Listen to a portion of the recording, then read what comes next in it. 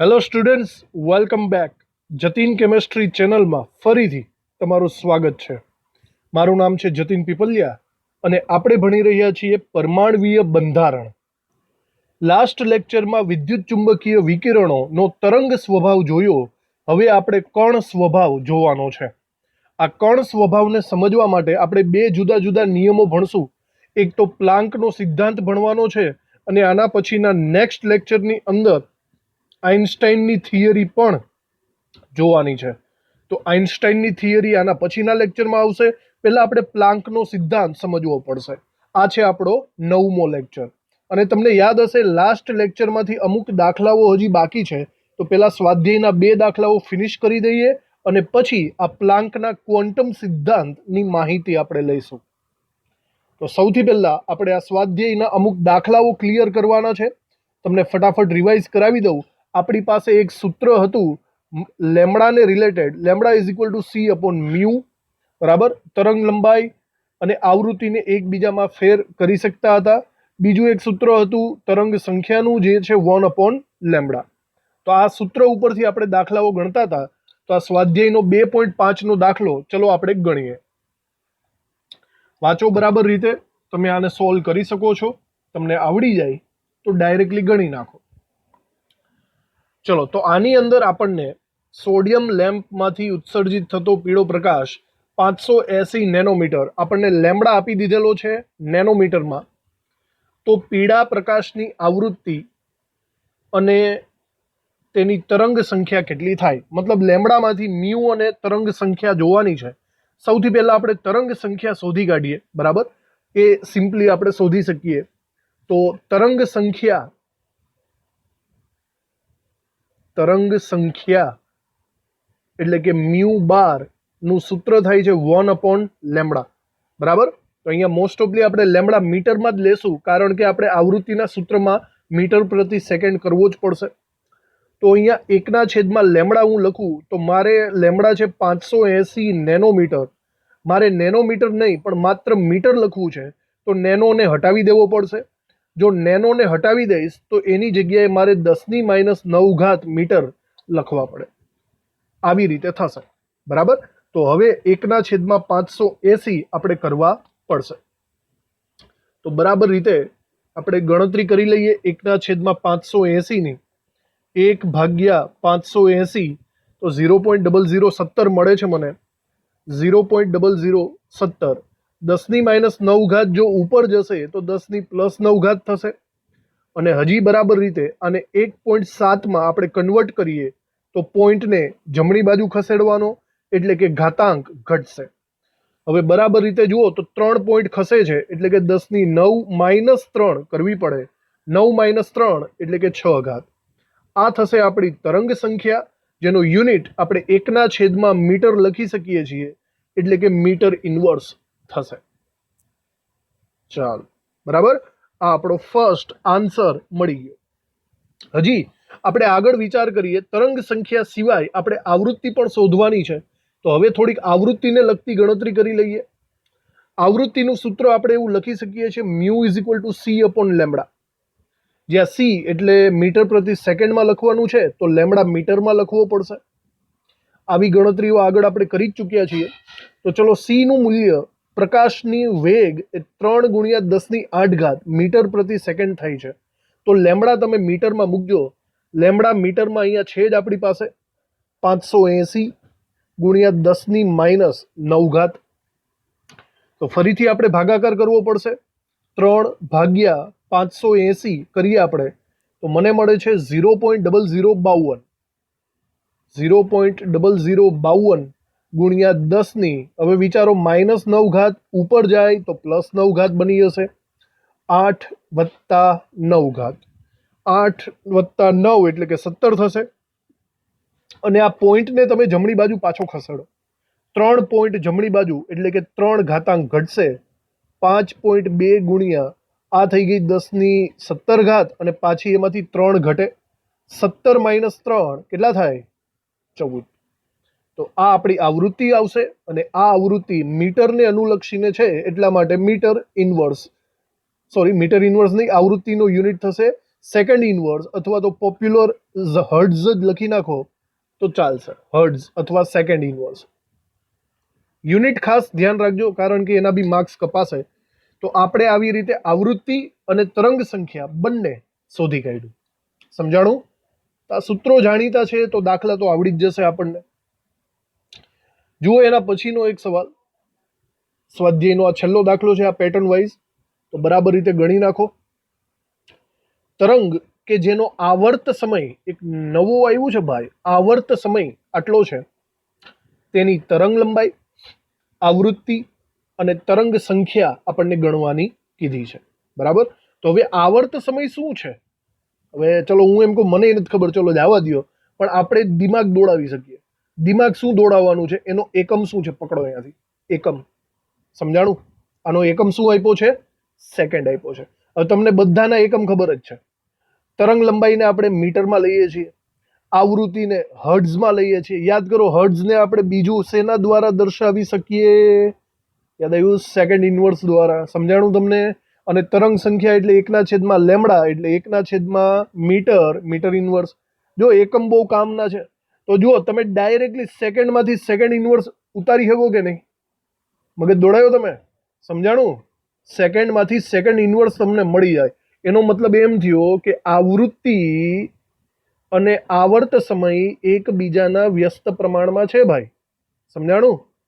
આ સેકન્ડ તો આ સેકન્ડ ઇનવર્સ. આવી રીતે મગજ દોડાવીએ તો થાય. આવર્ત સમય, આ આપણું ઘરનું સૂત્ર બની ગયું. ચાલો લખી નાખીએ. આવૃત્તિ મ્યુ બરાબર 1/, આવર્ત સમય. આવર્ત સમય આપણી પાસે છે 2 × 10⁻⁻10. તો જુઓ બરાબર, મ્યુ બરાબર 1/2, દેટ મીન્સ 0.5, બરાબર 10⁻10 ઉપર આવે તો +10. અને સરખી રીતે ફેરવીએ તો પોઈન્ટને એક પોઈન્ટ જમણી બાજુ જવું પડશે, એટલે કે ઘટશે. તો 5 × 10⁻10 - 9. સમજાણું? અને આનો એકમ શું થયો? સેકન્ડનું ઇનવર્સ, સેકન્ડ ઇનવર્સ. અને સેકન્ડ ઇનવર્સ એ જ આપણો શું થાય? હર્ટ્ઝ. તો બરાબર જુઓ, તમને એકમ ખબર હોય તો પણ તમને કેટલો ફાયદો થાય છે અહીંયા તમે સમજી શકો છો. સમજાણું? આવી રીતે આવૃત્તિ મળી ગઈ. ચલો, આવૃત્તિ મળી જાય તો એના ઉપરથી ઘણું બધું આપણને મળી જશે. આવૃત્તિ પરથી હું તરંગ લંબાઈ શોધી શકું છું. થાય કે નહીં? ચલો ગણીએ આપણે. આવૃત્તિ પરથી તરંગ લંબાઈ, આવૃત્તિ મ્યુ ઉપરથી તરંગ લંબાઈ, લેમડા = c/μ લખી શકું છું. સી જો મીટર પ્રતિ સેકન્ડમાં લખવું હોય તો 3 × 10, સોરી અહીંયા મ્યુ આવશે, 3 × 10⁸ મીટર પ્રતિ સેકન્ડ. અને પર સેકન્ડમાં એટલે કે હર્ટ્ઝની અંદર આપણને આ પણ આપેલું છે આવૃત્તિ, એટલે કે 5 × 10⁹. સમજાણું? આવી રીતે થશે તો આપણને લેમડા મળી હશે. 3/5 કરવા પડે. 3/5 0.6. ચાલો ભાઈ, 0.6 × 10 વિચારો, 9 ઉપર જાય, -9 થશે. થાય ને? તો 8 - 9, 10⁸ એટલે કે 10⁻1 ગણાશે. જો 10⁻1 હોય તો હું એમ કહી શકું છું કે 0.06 અહીંયા મારે લખવા પડે. થાય કે નહીં? તો 0.06 અથવા તો સરખી રીતે પેલી રીતના ગણીએ. ના ચાલશે. 6 × 10⁻2 કરો તોય કંઈ વાંધો નથી. અને આનો યુનિટ લેમડાનો મીટર આવશે, કારણ કે તમે અહીંયા મીટર પ્રતિ સેકન્ડનું સૂત્ર વાપર્યું છે એટલા માટે. તો આ લેમડા તમારો મળી ગયો 0.06 અથવા 6 × 10⁻2 મીટર. હજી ત્રીજી વાત આપણી બાકી છે. અને ત્રીજી વાત શું છે? એ છે તરંગ સંખ્યા. ભાઈ, તરંગ સંખ્યા માટે તરંગ લંબાઈ જરૂરી છે. બરાબર? તો સૂત્ર તો આપણને સારી રીતે ખબર જ છે, મૂકી દઈએ બરાબર રીતે. તરંગ સંખ્યા μ⁴ બરાબર 1/λ થાય. જો ભાઈ, લેમડા તમારી સામે હાજર જ છે, મૂકી દો ડાયરેક્ટલી 1/0.06 થઈ શકે. ચલો 1/0.06 કરો, એ તમારી તરંગ સંખ્યા થશે. તો 1/0.06, ઓકે, 16.66 આપણને જવાબ મળે છે. 16.66 એટલે કે 67, એક અંક વધારી દઈએ અને આનો યુનિટ થશે મીટર ઇનવર્સ. સમજાણું? ચાલો, આ ત્રીજો જવાબ. તો 3 જવાબ મળી ગયા, આવૃત્તિ, તરંગ લંબાઈ અને તરંગ સંખ્યા. શેમાંથી મેળા એ તો જુઓ, તરંગ સમય, જેને આપણને કંઈ ખબર જ નથી, માત્ર યુનિટ ઉપરથી આપણે પકડી લીધો એને. ઓકે, એલર્ટ રહ્યો, તમને યાદ આવી જશે બધું. દાખલાઓ બધા પૂરા થયા અને હવે આપણે આજની થિયરી ઉપર ફોકસ કરવાનું છે. વિદ્યુત ચુંબકીય વિકિરણોનો કોણ સ્વભાવ. આની આગળ આપણે કયો સ્વભાવ જોયો હતો? તરંગ સ્વભાવ જોયો હતો ને. હવે એક વસ્તુ બરાબર સમજજો, વિદ્યુત ચુંબકીય વિકિરણ અથવા તો હું એમ કહી શકું છું સૂર્યનો પ્રકાશ. હવે પહેલાના જમાનામાં, વાત સાંભળજો, પહેલાના જમાનામાં એટલે કે 1800-1900 ની સાલ આજુબાજુ વૈજ્ઞાનિકો ક્લાસિકલ ફિઝિક્સને સમજતા હતા. ક્લાસિકલ ફિઝિક્સનું પ્રભુત્વ વધારે હતું અને આ ક્લાસિકલ ફિઝિક્સ એ વિદ્યુત ચુંબકીય વિકિરણ અથવા તો સૂર્યનો પ્રકાશ એ તરંગ પ્રકૃતિ ધરાવે છે એના ઉપર વધારે માનતા હતા, આધારિત હતા. બરાબર. આ તરંગ પ્રકૃતિ એને આપણે વિવર્તન દ્વારા અને વ્યતિકરણ દ્વારા સમજી શકીએ. તમને આ શબ્દો જાણીતા હશે ફિઝિક્સની અંદર. વિવર્તન અને વ્યતિકરણ આ બંને ઘટનાઓ એવી છે જે સૂચવે છે કે સૂર્યનો પ્રકાશ એ એકચ્યુઅલી તરંગ સ્વભાવ ધરાવે છે. હવે આ વિવર્તન અને વ્યતિકરણ શું છે એ બરાબર રીતે પહેલા સમજી લો. ચલો સૌથી પહેલા વિચારો, આપણે વ્યતિકરણની વાત કરીએ. વ્યતિકરણ એટલે આપણે એને નામ આપશું ઇન્ટરફેસ. આ દેખાય છે તે. હું એની વ્યાખ્યા બરાબર સમજાવું છું. આ આકૃતિ દ્વારા તમને એની વ્યાખ્યા ખબર પડશે કે જ્યારે બે જુદા જુદા વિકિરણો, અહીંયા વિચારો કે આ બે છિદ્ર પાસેથી બે ટાઈપના વિકિરણો અહીંથી પસાર થાય છે. આ બે વિકિરણો જ્યારે એકબીજા સાથે અથડાય છે ત્યારે કંઈક સમથિંગ બીજા જ એક નવા વિકિરણનું ઉત્સર્જન કરે છે. બરાબર. આપણે એને વ્યતિકરણની ઘટના તરીકે ઓળખી શકીએ છીએ. ઓકે. અને બીજી વાત અહીંયા જોઈએ તો બીજી વાત છે ડિફ્રેક્શનની. ડિફ્રેક્શનને આપણે કહીશું વિવર્તનની ઘટના. આ વિવર્તનનો મતલબ શું થયો? વિવર્તનનો મતલબ એમ થયો કે જ્યારે કોઈ પડતર પદાર્થ હોય અથવા તો કોઈ ગોળો કે કોઈ પણ ઘન પદાર્થ હોય, હવે એના કારણે જો કોઈ તરંગ ઉત્પન્ન થતા હોય, ફોર એક્ઝામ્પલ અહીંયા સીધી લીટીના વેવ્સ છે, એના ઉપર કંઈક અથડાશે, આ પદાર્થ ઉપર સીધી લીટી અથડાશે ત્યારે કંઈક તરંગ ઉત્પન્ન થશે, એને આપણે વિવર્તનની ઘટના કહીશું. જો આ બંને ઘટનાઓ જુઓ, વિવર્તન એટલે કે ડિફ્રેક્શન અને વ્યતિકરણ એટલે કે ઇન્ટરફિયરન્સ, આ બંને ઘટનાઓ તો જ પોસિબલ બને છે જો તરંગ પ્રકૃતિ હોય તો. હવે આને બરાબર રીતના જુઓ કે આ વ્યતિકરણ કેવું છે અને વિવર્તન કેવું છે. સમજ્યા બરાબર? તો આ બંને ઘટનાઓ એક રીતે તરંગ પ્રકૃતિ સમજાવે છે. તો ક્લાસિકલ ફિઝિક્સ એટલે કે લગભગ હું 1800-1900 ની સાલની વાત કરું છું, 1800 થી 1900 સાલની, ત્યારે બધા વૈજ્ઞાનિકો ક્લાસિકલ ફિઝિક્સને માનતા હતા, તરંગ સ્વભાવને જાણતા હતા. પણ જ્યારે 1900 સાલ પછી અમુક સંશોધનો થયા ને, ત્યારે બધા વૈજ્ઞાનિકો એવું પણ માનવા માંડ્યા કે પ્રકાશ એ હવે કણ પ્રકૃતિ પણ ધરાવે છે. મતલબ સૂર્યનો પ્રકાશ દાણાદાર છે, એ કણ જેવો છે એવું માનવા માંડ્યા. એના માટે અમુક સંશોધનો જવાબદાર છે, જેમ કે કાળા પદાર્થનું વિકિરણ,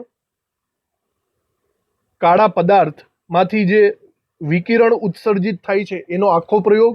બીજું ફોટો ઇલેક્ટ્રિક અસર. ફોટો ઇલેક્ટ્રિક અસર ખૂબ જ ઇમ્પોર્ટન્ટ આઇન્સ્ટાઈનની થિયરી છે. આ પ્રયોગના આધારે આપણે પ્રકાશ કણ પ્રકૃતિ ધરાવે છે એવું પણ વૈજ્ઞાનિકો માનવા માંડ્યા. તો આ વસ્તુ બરાબર સમજી લેવાની જરૂર છે. વિવર્તન અને વ્યતિકરણ એ પ્રકાશની તરંગ પ્રકૃતિ સમજાવે છે. બરાબર.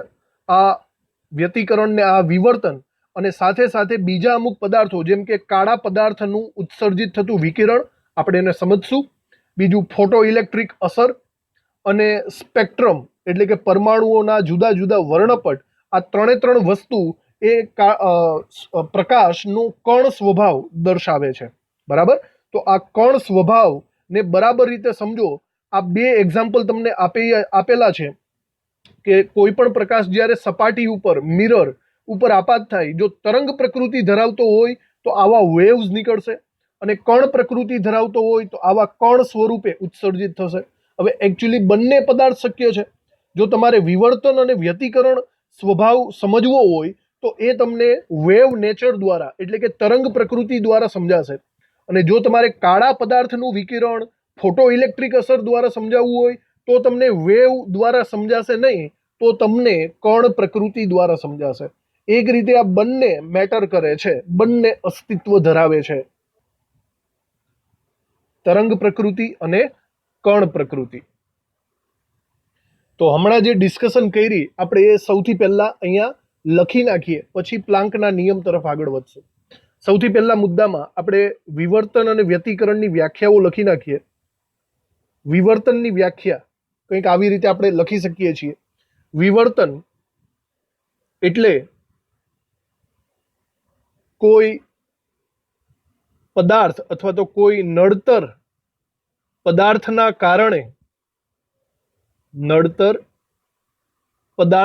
કારણે તરંગનું વિચલન એને આપણે વિવર્તન તરીકે ઓળખીશું. પછી વ્યતિકરણની વાત પણ કરી લઈએ. તો વ્યતિકરણની વ્યાખ્યા એની નીચે લખીએ. વ્યતિકરણ એટલે બે તરંગોનું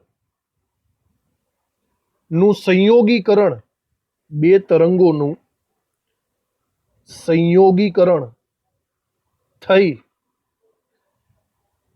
એવું તરંગ ઉત્પન્ન થાય કે જે દરેક બિંદુએ બૈજિક અથવા સદિશ હોય.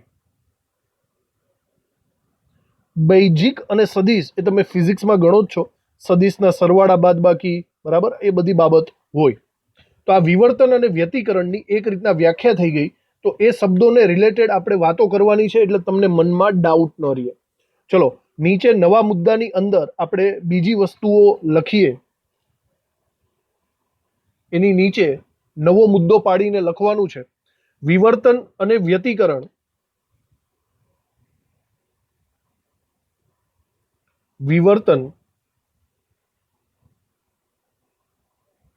વ્યતિકરણ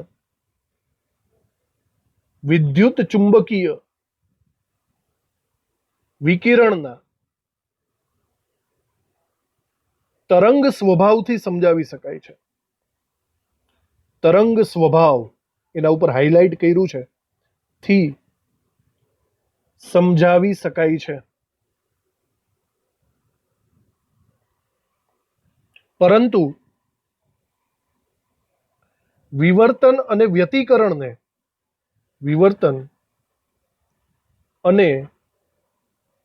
વ્યતિકરણને ક્લાસિકલ ફિઝિક્સ, મેં ક્લાસિકલ ફિઝિક્સની વાત કરી તમને, જૂનું ફિઝિક્સ એવું તમે સમજી શકો છો. ક્લાસિકલ આપણી ટેક્સ્ટબુકમાં આ ફિઝિક્સને કંઈક ચીડ સંમત ફિઝિક્સ કીધું છે, બરાબર. એ બહુ મગજમારીમાં ન પડવું, એના કરતાં ક્લાસિકલ ભૌતિક વિજ્ઞાન યાદ રાખવું. પરંતુ વિવર્તન અને વ્યતિકરણને ક્લાસિકલ ફિઝિક્સના અમુક પ્રયોગો સમજાવી શકતા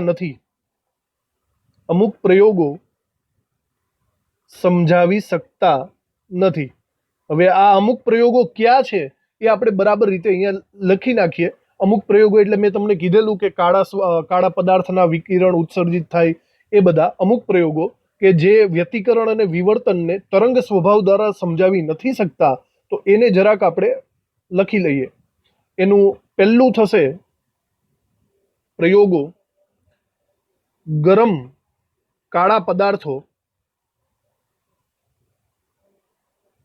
પદાર્થોમાંથી ઉત્સર્જિત થતા વિકિરણનો સ્વભાવ. કાળા પદાર્થની અંદરથી જે વિકિરણો ઉત્સર્જિત થાય છે એને તમે વ્યતિકરણ વિવર્તનના સંદર્ભમાં સમજાવી નહીં શકો, એટલે કે તરંગ પ્રકૃતિના સંદર્ભમાં સમજાવી નહીં શકો. બીજી વાત, ફોટો ઇલેક્ટ્રિક અસર એ પ્રકાશની કણ પ્રકૃતિ દર્શાવે છે, એને તમે તરંગ પ્રકૃતિના સંદર્ભમાં સમજાવી નહીં શકો.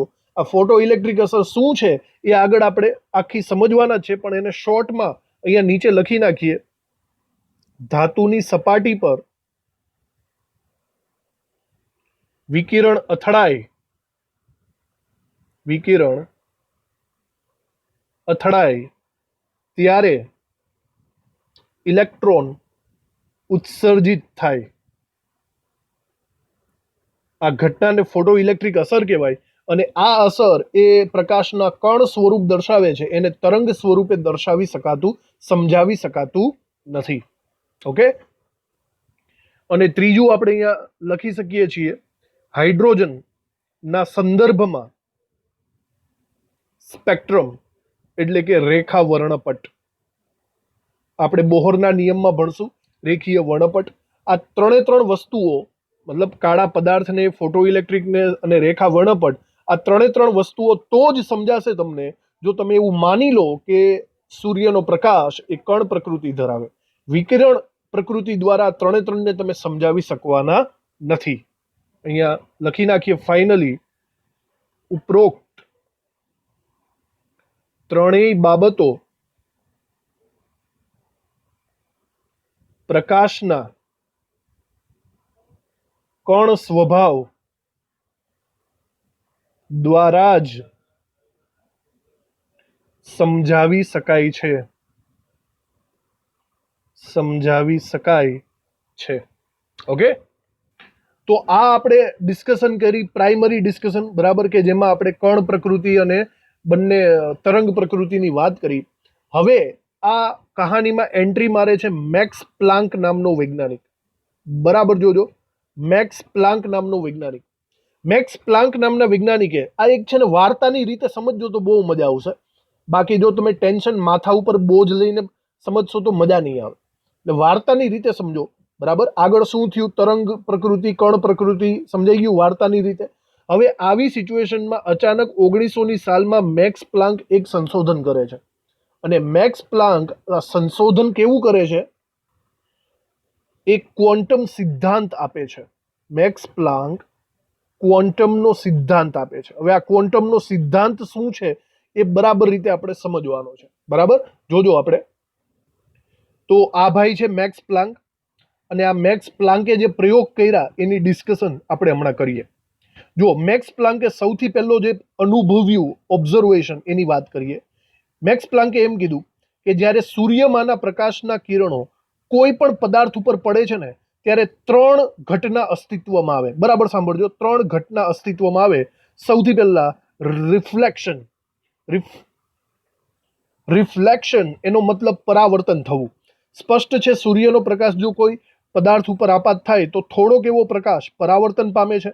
વિચારો, થોડોક એવો પ્રકાશ એબ્ઝોર્બ થાય છે, એટલે કે થોડાક એવા પ્રકાશનું શોષણ થઈ જાય છે, અને થોડોક એવો પ્રકાશ આર પાર નીકળી જાય છે. આ તો આપણને ખબર જ છે.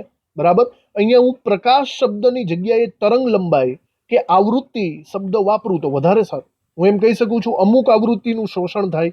બરાબર, અમુક આવૃત્તિ શોષાઈ જાય છે, અમુક આવૃત્તિ ઉત્સર્જન પામે છે, અને અમુક આવૃત્તિ પરાવર્તન પામે છે. 3 શબ્દ થયા. બરાબર, આ 3 એ ઓબ્ઝર્વ કર્યા મેક્સ પ્લાન્ક નામના વૈજ્ઞાનિકે. હવે એણે એક બીજો પ્રયોગ કર્યો. બરાબર ધ્યાનથી જોજો. લોખંડના સળિયાને એણે ગરમ કરવાની પ્રેક્ટિસ કરી. લોખંડના સળિયાને ગરમ કર્યો. જો લોખંડના સળિયાને એણે ગરમ કરશો તો શું થાય? જ્યારે ધીમે ધીમે શરૂઆતમાં તમે ગરમ કરશો ને ત્યારે લોખંડનો સળિયો કંઈક આછા લાલ રંગનો દેખાશે. હજી એને તમે વધારે પડતો ગરમ કરશો તો તે ઘાટા લાલ કલરનો થઈ જશે. હજી તમે કન્ટિન્યુઅસલી એને ગરમ કર્યા જ રાખો છો તો એ કંઈક પીળા રંગનો દેખાશે. જોજો રંગ ચેન્જ કેવા થાય જોજો. આછા લાલમાંથી ઘાટો લાલ, ઘાટા લાલમાંથી પીળો રંગ થશે. અને હજી કન્ટિન્યુ ગરમ કરશો તો એ થોડોક સફેદ રંગનો દેખાશે. દેખાણું? અને હજી ઓવર ધ લિમિટ તમે જવા દેશો ને તો એ વાદળી રંગનો પણ દેખાશે. આ આખી સિસ્ટમ એવી છે કે જેટલી તમે વધારે ઉર્જા આપો છો ને એમ એનો કલર બદલે છે. હવે આવું કેમ થયું? હવે કલર આપણને એ જ દેખાશે જે લોખંડના સળિયાએ પરાવર્તિત કરેલા હોય અથવા ઉત્સર્જિત કરેલા હોય.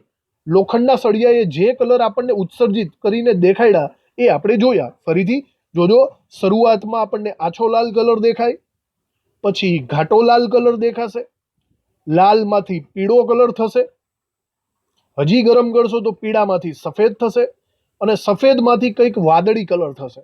હવે આવી સિચ્યુએશન કેમ થઈ? તો આખો સ્પેક્ટ્રમ આપણે જોવો પડે. દ્રશ્યમાન પ્રકાશ તમને શબ્દ તો ખબર જ છે, જાની વાલી પીના રા છે ને. તો જ્યારે તમે ઓછી ઉર્જા આપો છો ને ત્યારે તમને લાલ રંગ દેખાય છે. જો સમજો છે કે નહીં, ઓછી ઉર્જામાં લાલ રંગ હોય છે. જેટલી વધારે ઉર્જા કરશો ને એમ એનો કલર આ સાઈડ તરફ જશે. વિચારો છે ને, જેમ વધારે એને ગરમ કરશો એમ પીળો રંગ દેખાશે તમને. હજી વધારે ગરમ કરશો તો પછી તમને અહીંયા પીળા રંગ ઉપરથી એનો વાદળી રંગ અને વચ્ચે સફેદ રંગ આવશે અને પછી વાદળી રંગ દેખાઈ જશે. આવી રીતે ચેન્જીસ થાય છે. હવે આ સંશોધન ઉપરથી કાળા રંગના પદાર્થનું સંશોધન એ પણ પ્લાન્કે કર્યું. બરાબર જોજો, આ સેમ ટુ સેમ સિચ્યુએશન હમણાં જે આપણે વાત કરી એવા કાળા રંગના પદાર્થ માટે વિચારો. સપોઝ કોઈ કાળા રંગનો પદાર્થ છે અને એના ઉપર તમે સૂર્યનો પ્રકાશ કે વોટ એવર પ્રકાશ આપાત કરો છો. કાળા રંગનો પદાર્થ છે ને એ સંપૂર્ણ 100% શોષણ દર્શાવે છે. કોઈ પણ પ્રકાશનું તે 100% શોષણ કરે છે અને 100% ઉત્સર્જન કરે છે. બરાબર, આ વસ્તુને એક એને પ્રયોગ દ્વારા પણ સમજાવવાની કોશિશ કરી. સપોઝ એક કાળા રંગનું બોક્સ છે. કાળા રંગના બોક્સની અંદર અહીંયા જોજો એક નાનું એવું છિદ્ર પાડી દેવામાં આવે છે. કાળા રંગનો આખો ગોળો છે એવું કહી શકો, એમાં નાનું એકદમ છિદ્ર રાખીએ. હવે આ નાના એવા છિદ્રની અંદર જો તમે કોઈ પ્રકાશ આપાત કરશો તો આ પ્રકાશ સંપૂર્ણપણે અંદર ચાલ્યો જશે અને આ પ્રકાશ અંદર જ રિફ્લેક્શન પામશે, એટલે કે સતત પરિવર્તન પામશે. જોજો, આ પ્રકાશ અંદર જઈને કન્ટિન્યુ પરાવર્તન પામ્યા જ પામશે, અનલિમિટેડ ટાઈમ્સ પરાવર્તન પામશે, જ્યાં સુધી તે ફિનિશ ન થાય ને ત્યાં સુધી. બરાબર, આ બ્લેક બોડી એટલે કે કાળા પદાર્થની વાત કરી.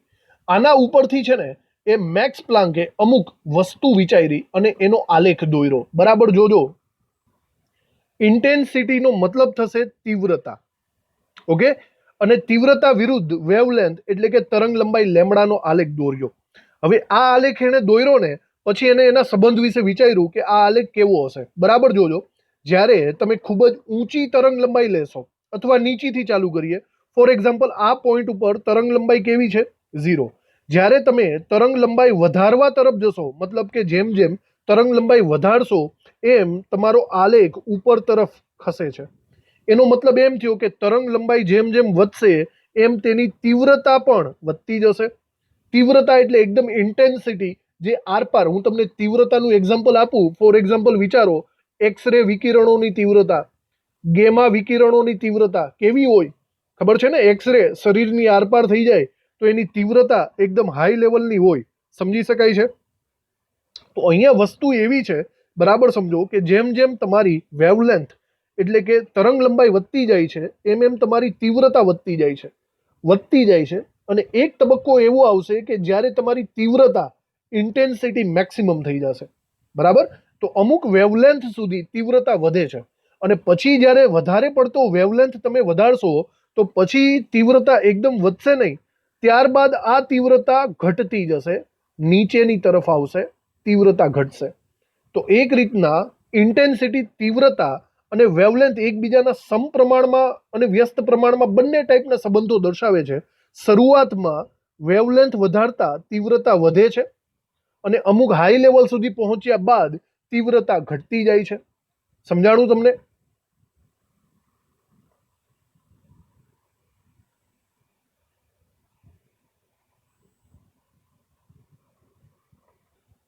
જુઓ, બરાબર, આ જ વસ્તુને ઊંધી રીતે પણ બોલી શકું. દાખલા તરીકે તમારે તરંગ લંબાઈ આ સાઈડ ખસેડવાની, ધેટ મીન્સ તરંગ લંબાઈ ઘટાડવાની છે. જો તમે તરંગ લંબાઈ ઘટાડતા જશો, બરાબર, તો તમારી તીવ્રતા વધતી જશે અને અમુક ચોક્કસ લેવલે એ હાઈ લેવલની થશે અને ત્યારબાદ વધારે તરંગ લંબાઈ ઘટાડશો તો તીવ્રતા પણ ઘટતી જશે. આ પ્રકારે એનો સંબંધ થશે. અને અહીંયા મેઇન વસ્તુ એ છે કે અહીંયા તમારે ટેમ્પરેચર રિલેટેડ વાત કરવાની છે. જોજો, બરાબર, આપણે આ વસ્તુને અહીંયા આલેખ દ્વારા સમજીએ કે ઇન્ટેન્સિટી એટલે કે તીવ્રતા વિરુદ્ધ તરંગ લંબાઈનો જે આલેખ આવે છે એ કેવી રીતે દર્શાવાય છે.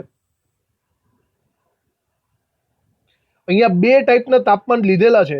એક T1 તાપમાન જે નીચું તાપમાન છે અને T2 ઊંચું તાપમાન છે. જ્યારે તરંગ લંબાઈ આપણે ઘટાડતા જઈએ છીએ ત્યારે સ્પષ્ટ છે તીવ્રતા વધે છે, અમુક લેવલ સુધી વધશે અને પછી એ ઘટી જાય છે. જે નીચું તાપમાન છે ને, નીચું તાપમાન, એનો આલેખ તમને નીચેની સાઈડ મળે. મતલબ એક વસ્તુ કન્ફર્મ થઈ કે જેટલું તાપમાન નીચું હશે ને એટલી તીવ્રતા ઓછી હશે, અને તાપમાન વધારે હશે, જો T2 ગ્રેટર ધેનમાં છે ને, તો એટલી એની તીવ્રતા વધારે થશે. આ વસ્તુને બરાબર મેક્સ પ્લાન્કે સમજી લીધી. તો એક વસ્તુ તો સમજો કે કન્ફર્મ થઈ ગયું કે તાપમાન જે છે, ટેમ્પરેચર, બરાબર, એ તીવ્રતાના સમપ્રમાણમાં છે. એટલું તો હું લખી શકું છું. સમજાણું? જેમ તાપમાન વધારે છે એમ તીવ્રતાની ટોચ ઉપર તરફ આવી, અને જેમ તાપમાન ઓછું આપણે લીધેલું છે, બરાબર, એમ તીવ્રતાની ટોચ નીચે તરફ આવી. આવી રીતે તો આ વસ્તુ યાદ રાખવું કે તાપમાન જેટલું વધારે આપશો એમ પ્રકાશની તીવ્રતા વધારે હશે. સમજાણું?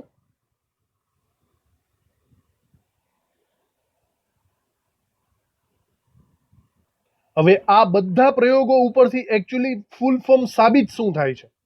આ બધા પ્રયોગ ઉપરથી મેક્સ પ્લાન્કે એક વસ્તુ કીધી, અને એ કીધી ક્વોન્ટમ.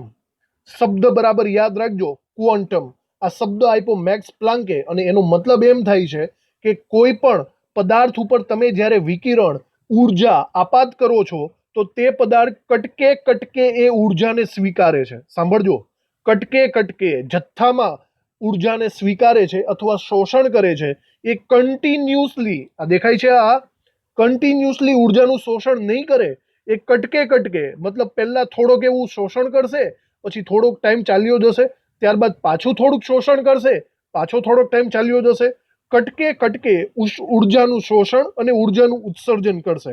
આ જે જથ્થામાં ટુકડે ટુકડે જથ્થામાં ઉત્સર્જન થયું ને, આને નામ આપ્યું ટુકડાને ક્વોન્ટમ. તો ક્વોન્ટમ એટલે એક રીતના પેકેટ્સ ઓફ એનર્જી. અહીંયા દેખાય છે એ રીતે પેકેટ્સ ઓફ એનર્જી એટલે કે ઉર્જાનું એક જથ્થો. એને આપણે ક્વોન્ટમ કહી શકીએ છીએ. ઓકે, તો આ સિમ્પલ એવું લોજિક એ પ્લાન્કે આપ્યું, એના કારણે આ બધા પ્રયોગો શક્ય બન્યા એવું હું કહી શકું છું. ઓકે, ક્વોન્ટમ જો અહીંયા દર્શાવ્યું છે એ રીતે કટકે કટકે આપણે ઉર્જાને સમજવાની છે. શબ્દ આપ્યો છે ક્વોન્ટા, જેને ગુજરાતીમાં આપણે ક્વોન્ટમ તરીકે પણ ઓળખીશું. એનો મતલબ જોજો બરાબર. આપણે તત્વ રચનામાં આપણે સમજવાની કોશિશ કરીએ. દાખલા તરીકે નોર્મલી કોઈ પણ ઇલેક્ટ્રોન જ્યારે પ્રથમ કક્ષામાં ફરતો હોય, એને તમે ટુકડે ટુકડે ઉર્જા આપશો ને, તો તે ઉર્જાનું શોષણ થોડા થોડા પ્રમાણમાં કરશે અને પોતાની કક્ષા બદલશે. એક સાથે કન્ટિન્યુ ઇલેક્ટ્રોન ઉર્જાનું શોષણ નહીં કરે, થોડીક થોડીક જથ્થાની અંદર ઉર્જાનું શોષણ કરશે. બરાબર? એક જો બીજી વસ્તુ પણ કહું કે કન્ટિન્યુ તમે ઉર્જા આપશો ને, તો ઇલેક્ટ્રોન કન્ટિન્યુઅસલી ઉર્જા આવી રીતે નહીં સ્વીકારે. સમજાણું તમને? આ કન્ટિન્યુ ઉર્જા નહીં સ્વીકારે, તે કટકે કટકે અહીંયા જેવું દર્શાવ્યું છે, ટુકડે ટુકડે પેકેટ્સ ઓફ એનર્જીમાં ઉર્જાનું શોષણ કરશે. તો આ લોજિક આખે આખું આપ્યું છે મેક્સ પ્લાન્ક નામના વૈજ્ઞાનિકે, અને એના ઉપરથી, આ લોજિક ઉપરથી એણે એક સૂત્ર પણ આપ્યું. આ સૂત્ર હતું E is proportional two mu. ઉર્જા એ આવૃત્તિના સમપ્રમાણમાં હોય છે. આવું એક સૂત્ર એ પ્લાન્કે આપ્યું. અહીંયા સમપ્રમાણતાની નિશાની જો દૂર કરવામાં આવે, બરાબર, તો મારે કોઈ અચળાંક મૂકવો પડે. અહીંયા ખૂબ જ પોપ્યુલર એવો અચળાંક આપણી પાસે આવી જાય છે, અને એ અચળાંકનું નામ છે h. h ને આપણે પ્લાન્ક અચળાંક એવું નામ આપવાનું છે. પ્લાન્ક અચળાંક. અને આ પ્લાન્ક અચળાંકની વેલ્યુ હંમેશા અચળ હોય છે. એની વેલ્યુ એ આપણે અહીંયા લખીએ 6.626 ગુણ્યા 10⁻³ જૂલ ઇન્ટુ સેકન્ડ એની ઉર્જા હોય છે. અને આનો ઉપયોગ આપણે ઘણા બધા દાખલાઓમાં કરવાનો છે. તો આ સૂત્રને બરાબર રીતે સમજી લ્યો. આ સૂત્ર આપણને ખૂબ જ કામમાં લાગવાનું છે. હવે આ સૂત્રની અંદર આપણે મ્યુની વેલ્યુ મૂકી શકીએ છીએ. ચલો, તમને મ્યુની વેલ્યુ ખબર જ છે. મ્યુ એની જગ્યાએ હું C/λ મૂકી શકું છું. તો જો આ કિંમત આની અંદર મૂકી દઈએ ને, તો આપણી કિંમત, આપણું સૂત્ર કંઈક આવું થશે: E = hc/λ. E = hc/λ. આ સૂત્ર ખૂબ જ ઇમ્પોર્ટન્ટ છે. અને સાથે સાથે બીજું સૂત્ર E = hµ, આ પણ ઇમ્પોર્ટન્ટ છે. ઘણા બધા દાખલાઓ આના આવવાના છે. અને આ સૂત્ર પ્લાન્ક નામના વૈજ્ઞાનિકે આપેલું છે, જે એની ક્વોન્ટમ થિયરી છે. ક્વોન્ટમ થિયરી સમજી ગયા બરાબર રીતે? તો ચલો, પ્લાન્કના ક્વોન્ટમ સિદ્ધાંતમાં આપણે જરૂરી લખાણ કરતા જઈએ. સૌથી પહેલા આ મુદ્દામાં આપણે લખીએ કાળા પદાર્થના વિકિરણની સ્પષ્ટ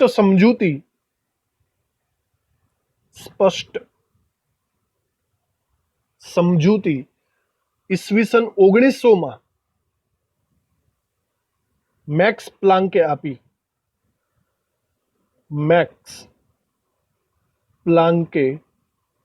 આપી હતી. બરાબર. હવે આ સમજૂતી શું હતી એની વાત આપણે કરી લઈએ. જ્યારે કોઈ ઘન પદાર્થને ગરમ કરવામાં આવે છે ત્યારે તે વિશાળ વિસ્તારની જુદા જુદા વિસ્તારની તરંગ લંબાઈ એટલે કે લેમ્બડા વિકિરણો જુદા જુદા વિસ્તારની તરંગ લંબાઈ ધરાવતા વિકિરણો ઉત્સર્જિત કરે છે. આપણે આનું એક્ઝામ્પલ જોયેલું હતું, લોખંડના સળિયાને ગરમ કરવા વાળું. બરાબર. તો એ એક્ઝામ્પલ વિશે પણ આપણે અહીંયા લખી લઈએ. દાખલા તરીકે લોખંડના સળિયાને ધીમેથી ઊંચા ટેમ્પરેચર સુધી ગરમ કરતા એના રંગમાં કેવો ફેરફાર થશે એ આપણે લખી લઈએ. પહેલા એનો રંગ લાલ પડતો દેખાશે, લાલ પછી એનો રંગ પીળાશ પડતો દેખાશે, પીળાશ પરથી એનો રંગ સફેદ દેખાશે અને સફેદ ઉપરથી એનો રંગ વાદળી દેખાશે. બરાબર. આનો મતલબ એવો થાય છે, બરાબર રીતે અહીંયા નોંધ કરી લઈએ.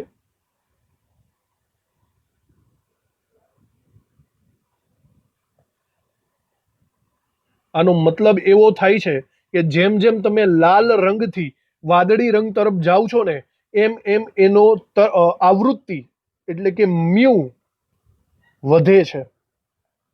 કહેવાનો મતલબ, જો તમે ટેમ્પરેચર વધારશો, ટેમ્પરેચરમાં વધારો કરવામાં આવે તો તેની આવૃત્તિમાં શું થશે? વધારો થશે. એવી રીતે ઉત્સર્જન થવાનું છે. આવૃત્તિ વધે છે. આવી રીતે આપણે અહીંયા લખી નાખ્યું. હવે આપણે નવા મુદ્દાની અંદર કાળા પદાર્થની આપણે વર્ણન કરીએ. આદર્શ પદાર્થ, કોઈ પણ આદર્શ પદાર્થ કે જે બધી જ આવૃત્તિઓનું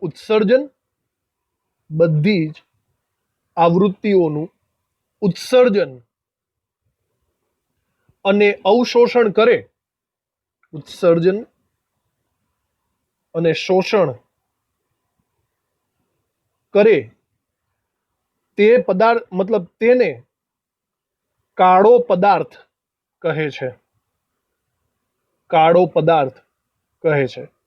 જે બધી જ તરંગ લંબાઈ, બધી જ આવૃત્તિઓનું શોષણ પણ કરે અને ઉત્સર્જન પણ કરે, એને આપણે કાળો પદાર્થ કહે છે. આવા કાળા પદાર્થ માંથી ઉત્સર્જિત થતા વિકિરણને કાળા પદાર્થનું વિકિરણ કહે છે. કાળા પદાર્થનું વિકિરણ કહે છે. ઓકે.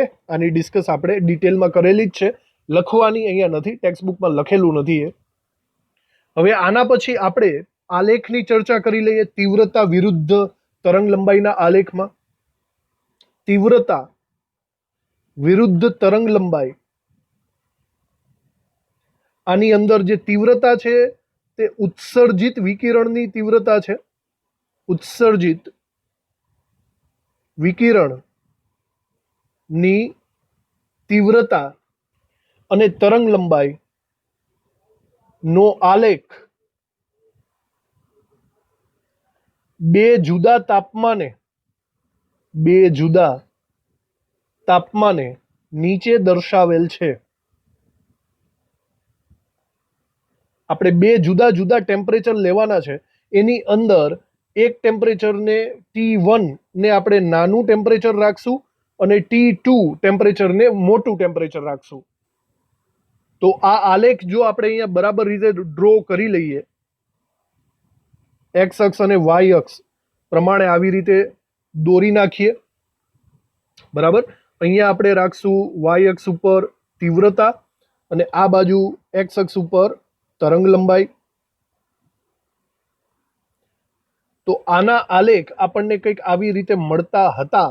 ઓકે, નીચા તાપમાન વાળો આલેખ જે હતો એ નીચા તાપમાન વાળો આલેખ કંઈક આવી રીતે મળે છે અને ઊંચા તાપમાન વાળો આલેખ કંઈક આવી રીતે મળે છે.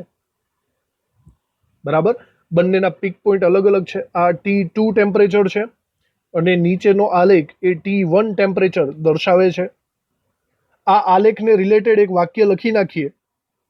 આલેખ પરથી એવું આપણે કહી શકીએ છીએ કે આપેલ તાપમાને,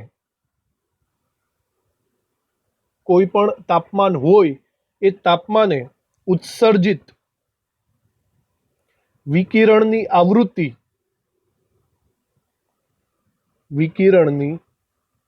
આવૃત્તિ તરંગ લંબાઈના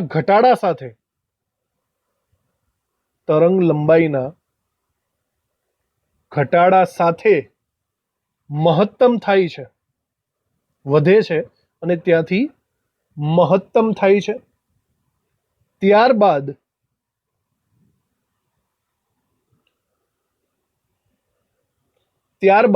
તરંગ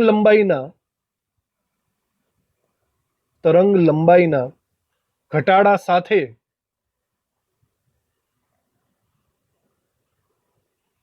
ઘટવાનું શરૂ થાય છે. હમણાં આની ડિસ્કસ આપણે કરી જ ગયા છીએ. આ તરંગ લંબાઈની જેમ જેમ આપણે ઘટાડો દર્શાવશું, આ બાજુ જશું એટલે પહેલા એ વધતું જાય છે, ઉપર તરફ જાય છે, મેક્સિમમ બને છે અને પછી એ નીચે તરફ ડાઉન થવા માંડે છે. ઓકે, આ વસ્તુ આપણે સમજેલી જ છે હમણાં. આલેખ ઉપરથી આપણને જે બીજી વાત જોવા મળે છે એ પણ અહીંયા લખી નાખીએ.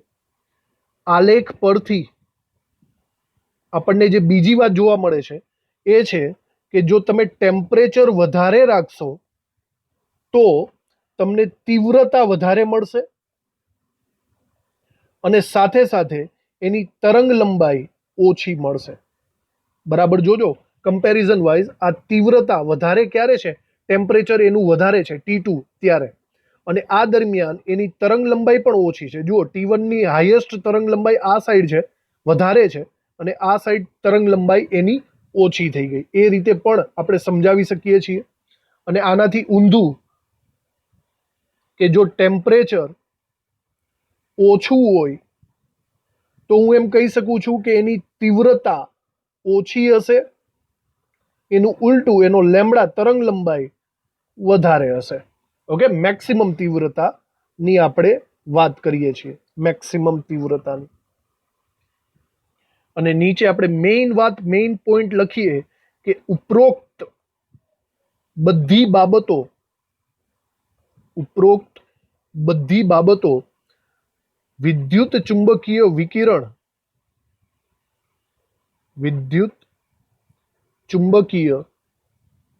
વિકિરણ ના તરંગ સ્વભાવ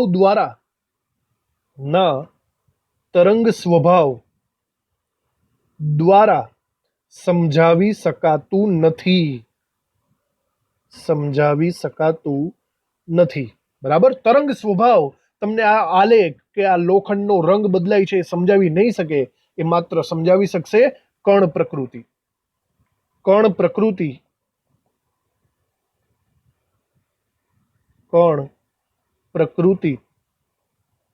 સમજાવી શકે છે. ઓકે, એના પછીના મુદ્દામાં આપણે ક્વોન્ટમને રિલેટેડ વાત કરી લઈએ. આપણે લખીએ, પ્લાન્કે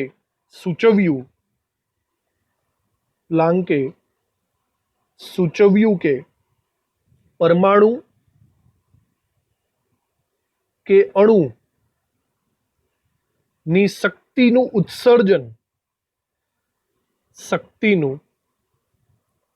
ઉત્સર્જન કે અવશોષણ સતત રીતે થતું નથી, સતત રીતે કન્ટિન્યુઅસલી થતું નથી, પરંતુ કેવી રીતે થાય છે? અસતત રીતે જથ્થામાં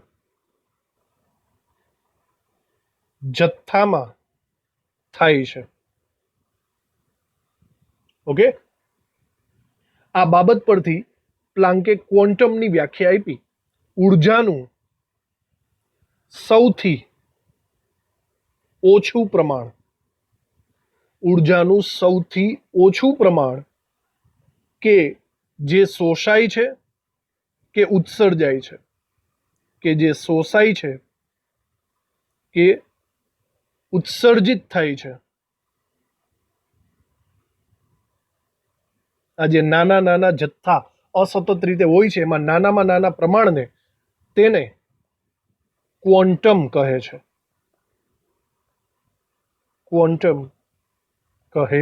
છે. શબ્દ બરાબર યાદ રાખવો. આ ક્વોન્ટમ ઉપરથી એનું સૂત્ર આપણે લખવાનું છે. વિકિરણ ના ક્વોન્ટમની ઉર્જા ના એક ક્વોન્ટમ